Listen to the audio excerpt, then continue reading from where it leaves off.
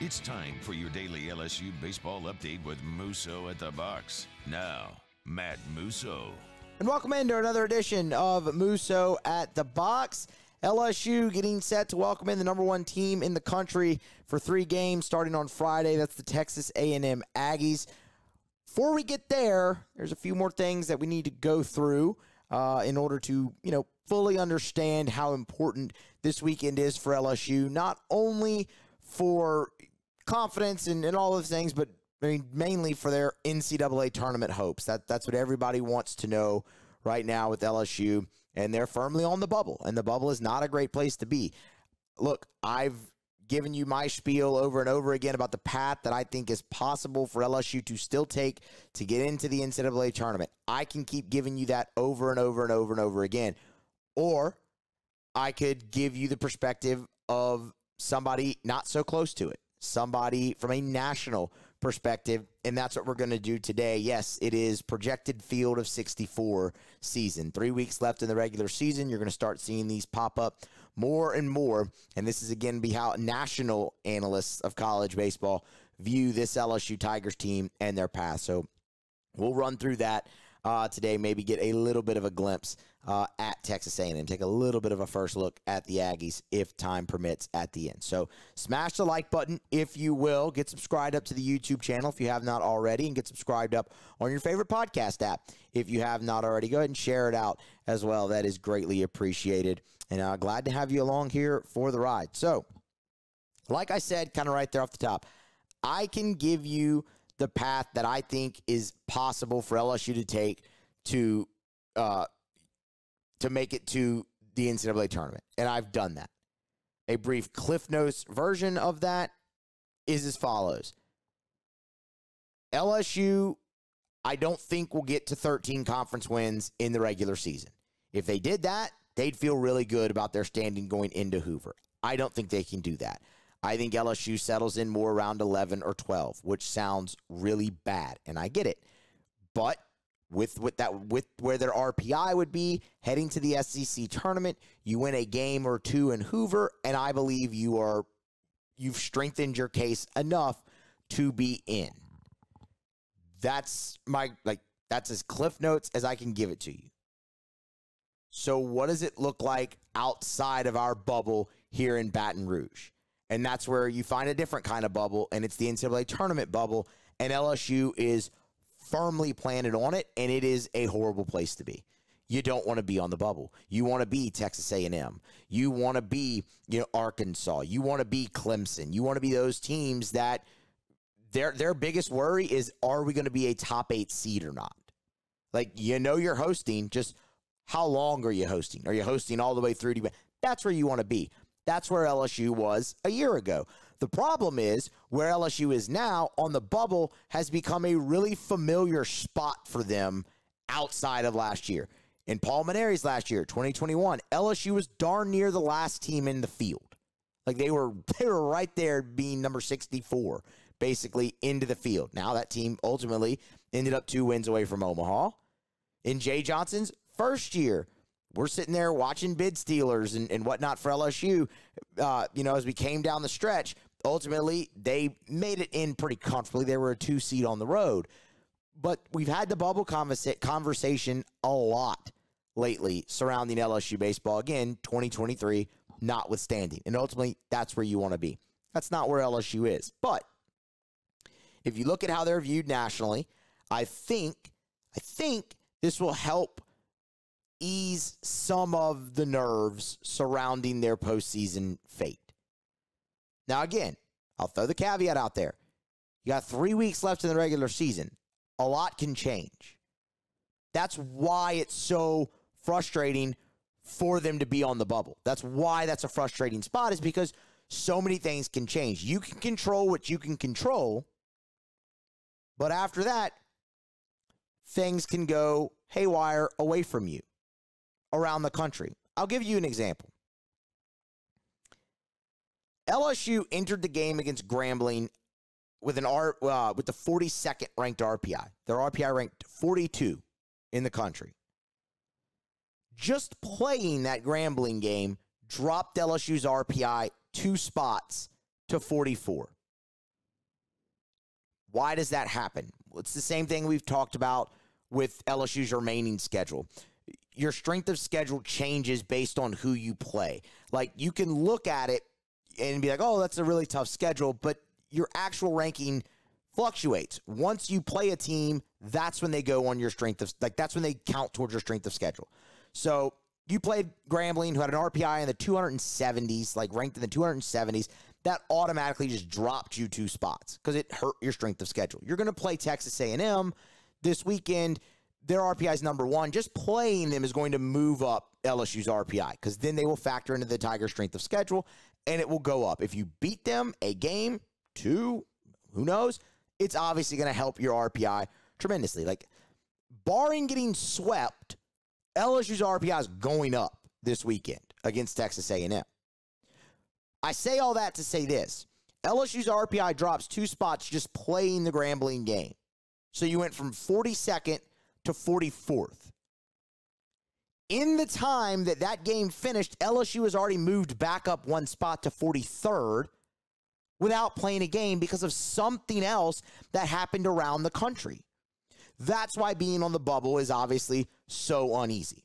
But our friends at Baseball America, really well-respected baseball publication, not just college baseball publication, baseball in general publication is Baseball America. Teddy Cahill was the author of this projected field of 64, and Teddy does phenomenal work. If you don't follow Teddy, I highly recommend that you do. He's on Twitter at Ted Cahill. I would recommend you give Teddy a follow. He's awesome. So when you look at this, there's 10 SEC teams in the field right now, which would tie the record. There's 5 of them that are hosts. Texas A&M, Arkansas, Tennessee, South Carolina, Kentucky. Those are your 5 that are hosts. LSU, as it stands right now, is not projected to be in this field of 64. To which you might say, of course they aren't. Why would they be? Correct. But I'm sure many of you would think they're probably not even close. And in fact, they are close. LSU is mentioned in the first 4 out of this. They're team 68. They're the last team in the first 4 out, but they're team 68. They have to jump 4 teams. And we'll go through who those 4 teams are that Baseball America lists ahead of LSU. But when I sit here and say, because I've seen a lot of people respond to the path that we've laid out here on Musso at the Box and say anything short of winning the SEC tournament and they're not getting in. And this should tell you right there that that's not the correct way to think. If the tournament started today, based off of Baseball America's projection, LSU would be the 4th team out of the field. You have a lot of time to make up that ground jumping 4 teams, especially when we get into the 4 teams that are in front of LSU and where they rank in comparison to resume. But that's really one reason I wanted to bring this up. Now, Baseball America took it a step further. Teddy Cahill released their first bubble watch of the 2024 season. He went through every team that could be considered on the bubble, and then every team that's a lock and has nothing to worry about, or teams that have work to do. Those would be your bubble teams for each conference. When you get to the SEC, and this will give you a little bit of a target. When you get to the SEC,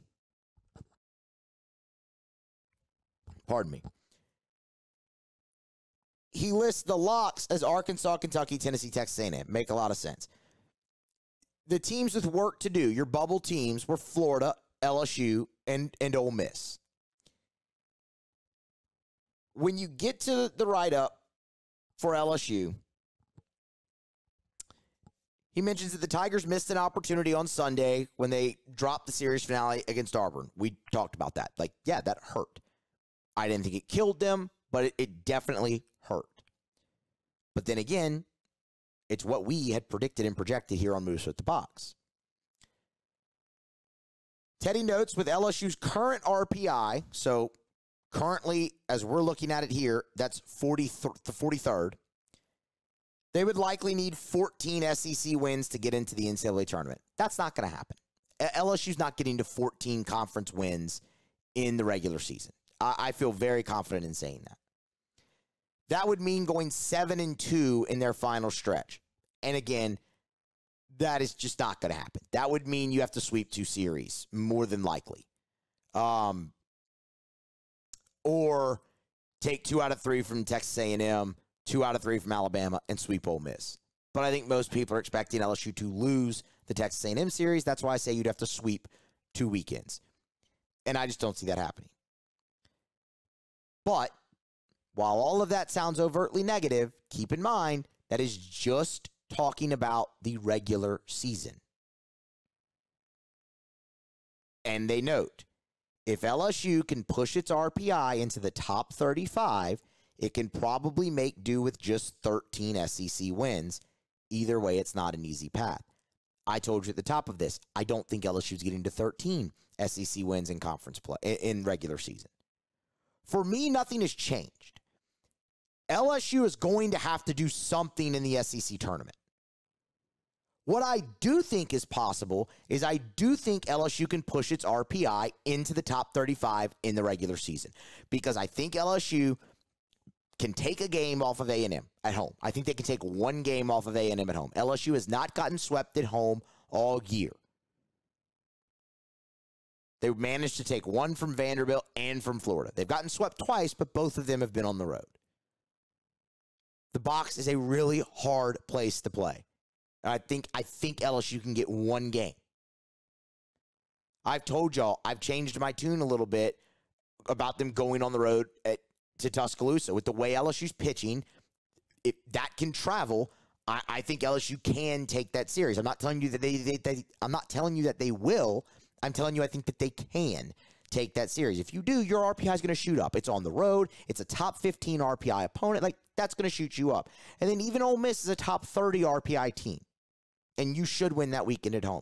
So seeing LSU at 43 in the RPI right now, yeah, I think they can absolutely push into the top 35. And if they do that and then go to Hoover and face quad 1 team after quad 1 team and find a way to win 1 or 2 of those games, LSU's going to have a strong resume. Will it get them in? I don't know. But it'll be strong enough to warrant a selection, and that's what you want. At the end of this, you do what you can do, and you leave it in the hands of the committee. So, like, there's the path, again, and it's not just coming from me. Like, that's coming from somebody who doesn't cover this team every single day as closely as we do on this show. That is a completely unbiased, third-party, national perspective telling you they are 4 spots away right now with an RPI of 43, ranked 43, and 7 conference wins. Right now, they believe LSU is 4 spots away from being in the NCAA tournament. So you can see why I go with the path that I do. And I disagree with some things. Like, they're not taking into the account the SEC tournament. The committee does. The committee views that as conference wins. That's how you can get to 13 or 14 with a top 35 or, by that point, an RPI in the top 30, which I can't see with the schedule that LSU being played that they would be left out. Maybe they are. The committee's weird. But I do know how much they value RPI, and LSU's RPI. The one thing I've been extremely consistent about throughout this whole conversation is LSU's RPI will take care of itself, provided LSU goes and plays up to their capability. And the last thing I will say and throw out is none of this matters if LSU gets swept against Texas A&M at home. Like, that is where that series is just so giant. If LSU gets swept on their home field, the math changes dramatically, and if LSU gets swept on their home field, you will hear a very different tone from me come the full weekend recap and then on our show where we dive deeper into the math. It will be very different. But until that happens, I'm sticking with the path that I've laid out. I think LSU can get to 11 or 12 wins in the conference, that's not going to get them in. But if they can go to Hoover and win a couple games, maybe, depending on where you fall, 11 or 12 wins, 1 or 2 wins there, I think that gets you in. And Baseball America is telling you this. I mean, 4 spots, y'all. 4 spots. They're not as far off as many of you believe. But they have to win. That is the, and maybe that's where a lot of your apprehension comes from. And I completely understand that. But what I will also say is it is not debatable LSU is playing better baseball right now. They are. Well, are they playing good enough to beat Texas A&M? You'll get your answer to that. 2 out of 3, I don't think they are. But are they playing good enough to win 1 and then go on the road at Alabama and maybe steal that series and come home and beat a bad Ole Miss team? Yes, they are. They are playing good enough to do that. They are playing well enough, I should say, to do that. And a lot of it has to do with what's happening on the mound. So to further kind of drive this home a little bit, let's look at the teams that are in front of LSU.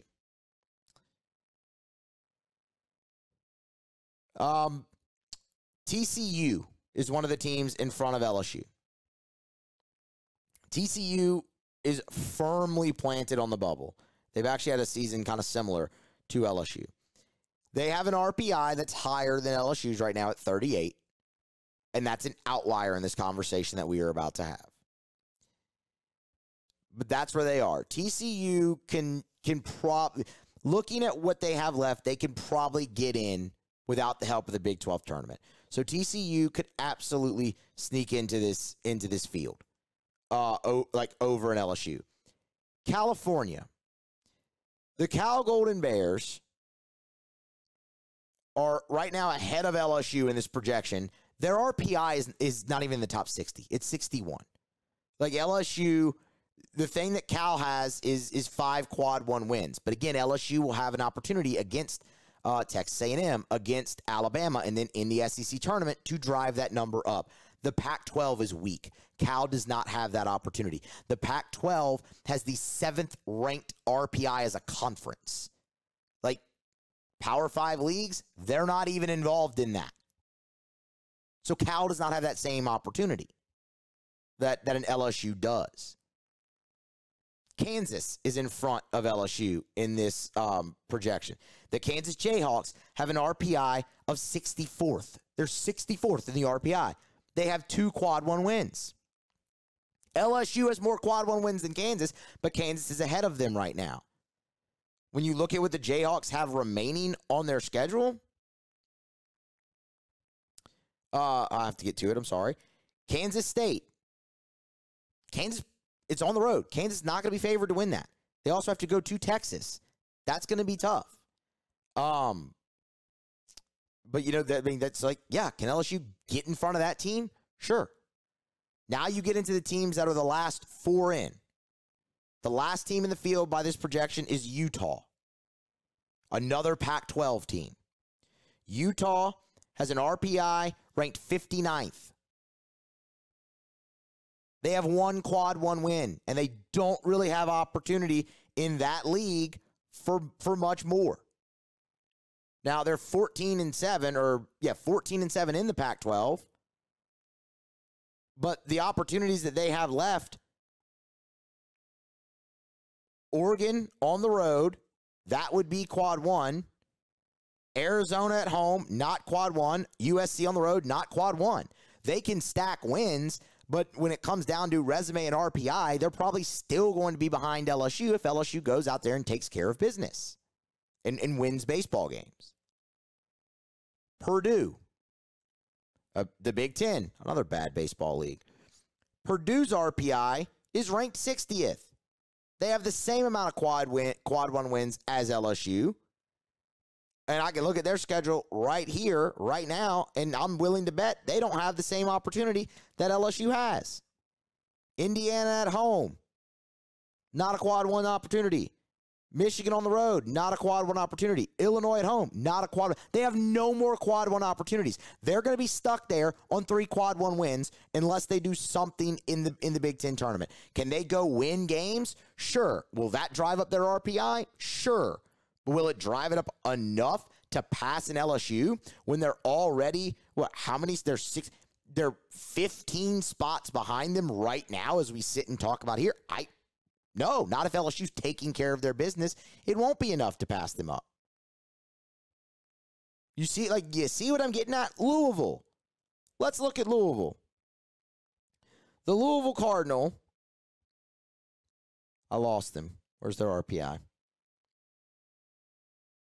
Hold on. Is 74th in the RPI. Now, they do have 4 quad 1 wins. They play in a really good league. Louisville, if they can make hay down the backstretch of their schedule in a really good ACC, they're going to be hard to knock out. But that RPI is going to be a problem for them if they lose. Like that's the caveat. So they actually have some good opportunities left. I mean, on the road at Boston College, that's not a great opportunity, but Boston College isn't a good team. They do go on the road to Vanderbilt. That's huge. They're at North Carolina. Like, Louisville has kind of the same opportunity that LSU does. Now, can they go win those games? That remains to be seen. But they're going to have to, otherwise they have no chance because their RPI is terrible. And then the Team 61 is Florida. And look, Florida's big thing is they have to make sure they finish with a record over 500 overall. Because if you don't have a record over 500, Florida would have to win the SEC tournament to get in. An at-large team has to have a record above 500 to be eligible to be an at-large team. That's Florida's big bugaboo right now. But their RPI is great and whatever. Florida should be in, provided they do that. But, I mean, we just went through Cal, Kansas, Utah, Purdue, and Louisville. That's 5 teams that LSU already has a better resume than. LSU just needs to start playing, continue to play better, and hit benchmarks. And, y'all, I mean, they're going to have a resume that I think is really hard for the committee to ignore. What it would also probably do and what it would also take, which I don't think this is something the committee would look at and be like, oh, we can't do that. It'd get 11 teams from the conference in, which would set a new record. And if there's ever a year that should happen, it's this year because this is the best I've ever seen the SEC, ever. It's absurd, the depth of this league. It is absurd, the depth of this league. So that's another thing that you have working in LSU's favor. LSU just has to go in. Again, everything we've talked about, none of it matters if LSU does not go in and take care of business. So, I mean, that's the major caveat. But I'll say it one more time. I think they are playing better baseball. Can they continue it? That will ultimately be the question. Y'all let me know what y'all think. Let me know if this swayed you at all, bringing in a as unbiased as you can get opinion from a national analyst, third party that has no connection whatsoever. Let me know if that sways you at all. Because, I mean, that guy right there is telling you they're 4 spots away right now, and we just went through the teams in front of them at a very, basic level. And, I mean, for me, it looks like there's opportunity for LSU to pass them. So, y'all let me know, comments on YouTube, comments on Twitter, what y'all think, what y'all think as well. So, look, it's going to be a great test for LSU, y'all. I mean, we've talked a lot about the improvement that they've had on the mound. Man, A&M's going to test that, and they're going to do it when you look at the box playing really offensively. It'll be interesting to see what the weather forecast is kind of for this weekend, just because I know there might be some rain in the forecast on Friday. I can double check that right now. But I mean that could change a lot of things. Obviously, when you look at that, no, they should be good actually. No, it should clear out by the night, and you'll have a south wind, which is offensive conditions at the box. And we've seen the improvement from Gage Jump the last 2 weeks out from him. Luke Holman has been much better at home than he has on the road. You're going to need those 2 guys to be at their best to steal one game. If you're trying to steal this series, those guys are going to have to be. They're going to have to throw their best 2 games, the 2 best games of the year that they have. And I mean, Luke Holman's carried a no-hitter into the 6th inning already this season. He's going to have to match something like that. He's going to have to be on that type of streak for that. That's why I look at it and I say, man, get one, and you have 2 series that are much more manageable. Like, on the road at Alabama is not going to be easy, but it's much more manageable than facing this Texas A&M offense that's hitting .315 as a team, 102 homers. I mean, Braden Montgomery and Jace Laviolette both have 23 home runs on the season. Like, we've talked an awful lot this year. LSU's faced some great offenses, whether it's the hitters that Florida has up and down their lineup, Tennessee, Texas A&M now. I don't really know which one's the best out of that. I mean, I lean towards Tennessee solely because of where you played them. Like, you played Tennessee in that tiny ballpark that is Lindsey Nelson. So that just magnifies their offense even more. So I would actually lean towards that, given everything, like full sample, conditions you played in, where you played, everything. I would lead to Tennessee being your biggest offensive test. But, I mean, from just pure guys in depth in a lineup, it's A&M. I mean, that has been the thing, and we'll mention this in the preview, but that has been the thing. It's not just Montgomery and Laviolette. It's Jackson Appel who's really starting to hit the baseball. Ted Burton is really starting to hit the baseball. Man, kid's almost at 300, and he's knocking on the door of double-digit home runs. So, I mean, it's going to be a huge test for LSU's pitching staff. Now, offensively is a very depressing conversation to have about LSU, because Texas A&M, there are avenues to get to their pitching staff. Like, they've been good, but they have not been dominant. Like, they've been good enough. Evan Oschenbeck in the bullpen, he's been dominant. Ryan Prager's had some tough go, some tough go of it in the starting rotation on Friday night occasionally. Justin Lampkin, while he handcuffed LSU last year, I mean, he's got an ERA, north of 4.4 in a starting role. So, I mean, there are avenues there. The problem is LSU's offense just is what it is at this point. I'm just not expecting any type of renaissance from them. They are what they are.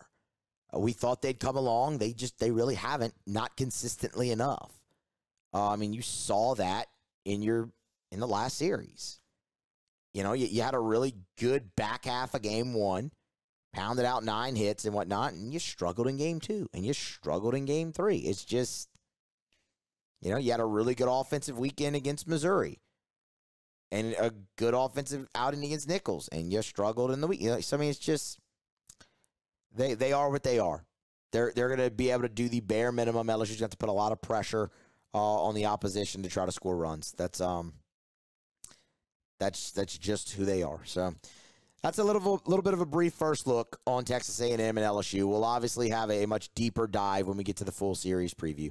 Y'all smash the like button, get subscribed up, share, subscribe to the YouTube channel and to the on your favorite podcast app. You can follow me on social media as well. All of that greatly appreciated. And be here next time. Thanks for listening on Musso at the Box.